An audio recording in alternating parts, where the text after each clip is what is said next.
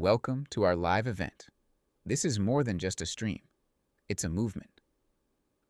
Introducing To Do Mischief, Forsaking the Holy Covenant, now available on Amazon, Kindle, and shopwowgoods.com. We're replacing 50 years of black music with truth music. Our exclusive soundtrack is here to uplift, inspire, and tell our story, raw and unfiltered. Don't miss our 7-day flash sale at shopwowgoods.com. Get up to 50% off select items and enjoy free shipping on all orders over $50. Most products ship in as little as 3 days. Want to go deeper? Join our Patreon, Nazareth is the Hood podcast, for rated T, too hot for social media content, unfiltered truth, real stories, and a community that supports you. Shop now at shopwowgoods.com. Grab your copy of To Do Mischief and join our movement for truth, music, and real change. Thanks for tuning in. Let's make history together.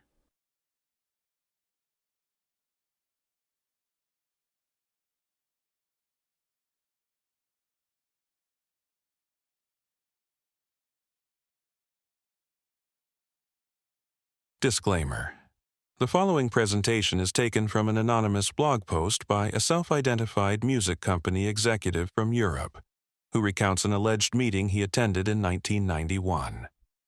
This reading is brought to you by the author of To Do Mischief, Forsaking the Holy Covenant, How the Heathen Destroyed the Israelites, available now at spiritofhismouthDOTcom, Amazon, Kindle, Goodreads, and Barnes & Nobles. The secret meeting that changed rap music and destroyed a generation. This anonymous letter landed in my inbox about a minute ago. Hello. After more than 20 years, I've finally decided to tell the world what I witnessed in 1991, which I believe was one of the biggest turning points in popular music and ultimately American society. I have struggled for a long time weighing the pros and cons of making this story public, as I was reluctant to implicate the individuals who were present that day. So I've simply decided to leave out names and all the details that may risk my personal well-being and that of those who were, like me, dragged into something they weren't ready for. Between the late 80s and early 90s, I was what you may call a decision maker with one of the more established companies in the music industry. I came from Europe in the early 80s and quickly established myself in the business. The industry was different back then. Since technology and media weren't accessible to people like they are today, the industry had more control over the public and had the means to influence them any way it wanted. This may explain why, in early 1991, I was invited to attend a closed-door meeting with a small group of music business insiders to discuss rap music's new direction. Little did I know that we would be asked to participate in one of the most unethical and destructive business practice I've ever seen. The meeting was held at a private residence on the outskirts of Los Angeles. I remember about 25 to 30 people being there, most of them familiar faces. Speaking to those I knew, we joked about the theme of the meeting, as many of us did not care for rap music and failed to see the purpose of being invited to a private gathering to discuss its future. Among the attendees was a small group of unfamiliar faces who stayed to themselves and made no attempt to socialize beyond their circle. Based on their behavior and formal appearances, they didn't seem to be in our industry. Our casual chatter was interrupted when we were asked to sign a confidentiality agreement preventing us from publicly discussing the information presented during the meeting. Needless to say, this intrigued and in some cases disturbed many of us. The agreement was only a page long, but very clear on the matter, and consequences which stated that violating the terms would result in job termination. We asked several people what this meeting was about and the reason for such secrecy, but couldn't find anyone who had answers for us. A few people refused to sign and walked out. No one stopped them. I was tempted to follow, but curiosity got the best of me. A man who was part of the unfamiliar group collected the agreements from us. Quickly after the meeting began, one of my industry colleagues, who shall remain nameless like everyone else, thanked us for attending. He then gave the floor to a man who only introduced himself by first name and gave no further details about his personal background. I think he was the owner of the residence, but it was never confirmed. He briefly praised all of us for the success we had achieved in our industry and congratulated us for being selected as part of this small group of decision makers. At this point, I begin to feel slightly uncomfortable at the strangeness of this gathering. The subject quickly changed as the speaker went on to tell us that the respective companies we represented had invested in a very profitable industry, which could become even more rewarding with our active involvement. He explained that the companies we work for had invested millions into the building of privately owned prisons, and that our positions of influence in the music industry would actually impact the profitability of these investments.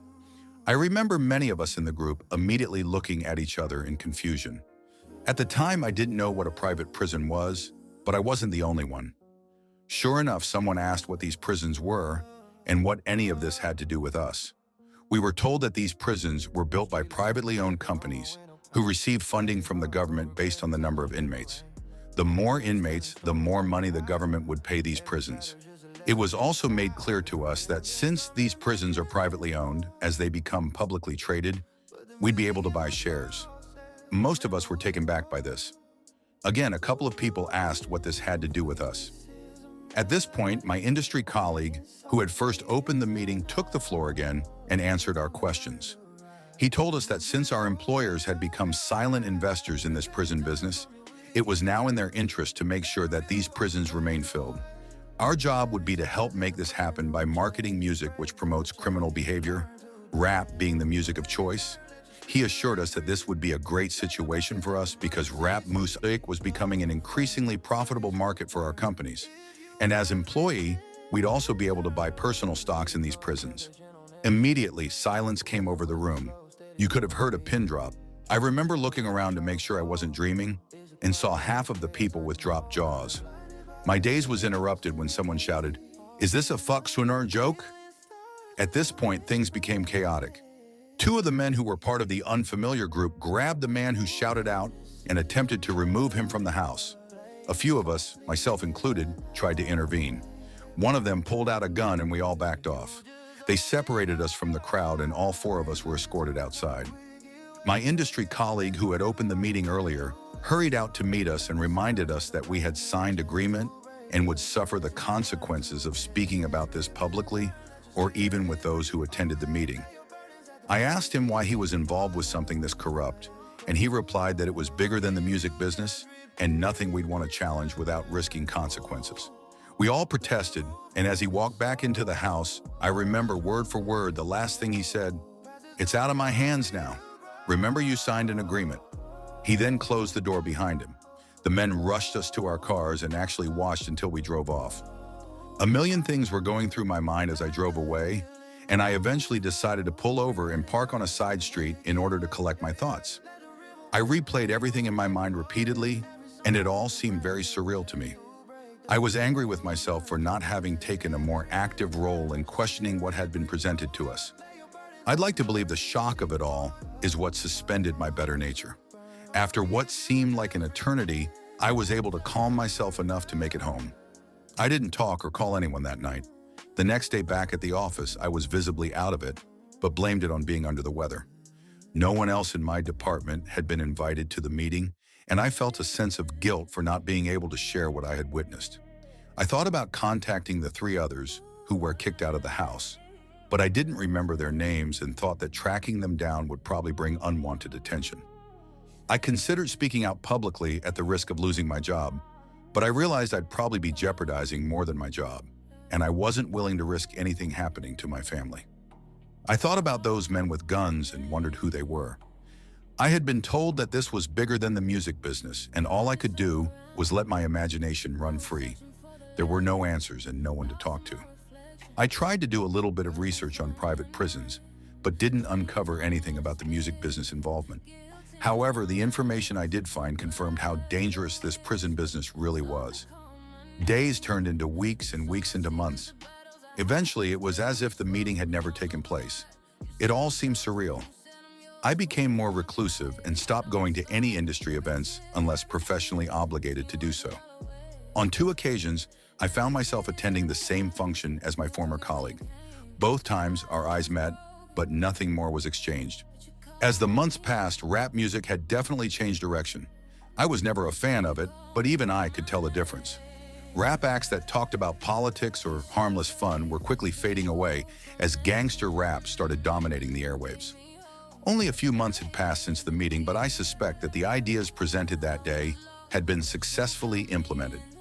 It was as if the order has been given to all major label executives. The music was climbing the charts, and most companies were more than happy to capitalize on it. Each one was churning out their very own gangster rap acts on an assembly line. Everyone bought into it, consumers included. Violence and drug use became a central theme in most rap music. I spoke to a few of my peers in the industry to get their opinions on the new trend, but was told repeatedly that it was all about supply and demand. Sadly, many of them even expressed that the music reinforced their prejudice of minorities. I officially quit the music business in 1993, but my heart had already left months before.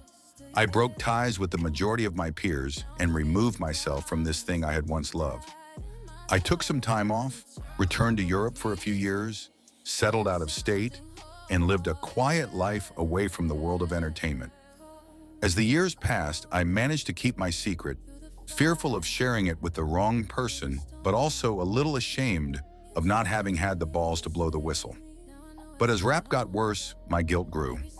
Fortunately, in the late 90s, having the internet as a resource which wasn't at my disposal in the early days made it easier for me to investigate what is now labeled the prison industrial complex.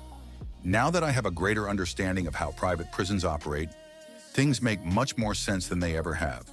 I see how the criminalization of rap music played a big part in promoting racial stereotypes and misguided so many impressionable young minds into adopting these glorified criminal behaviors, which often lead to incarceration. 20 years of guilt is a heavy load to carry, but the least I can do now is to share my story, hoping that fans of rap music realize how they've been used for the past 2 decades. Although I plan on remaining anonymous for obvious reasons, my goal now is to get this information out to as many people as possible. Please help me spread the word. Hopefully, others who attended the meeting back in 1991 will be inspired by this and tell their own stories. Most importantly, if only one life has been touched by my story, I pray it makes the weight of my guilt a little more tolerable.